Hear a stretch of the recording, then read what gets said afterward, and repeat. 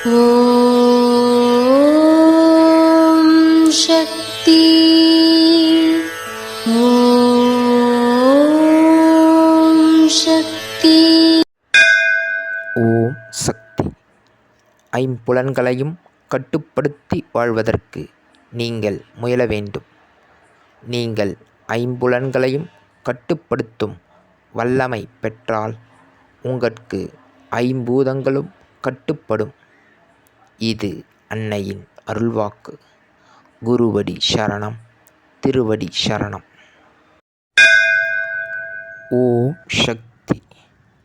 சக்திகளே, உங்களுடைய கருத்துக்கள் மற்றும் அனுபவங்களை கீழ்காணும் மின்னஞ்சல் முகவரிக்கு வீடியோ வடிவிலோ ஆடியோ வடிவிலோ எங்களுக்கு அனுப்பவும்.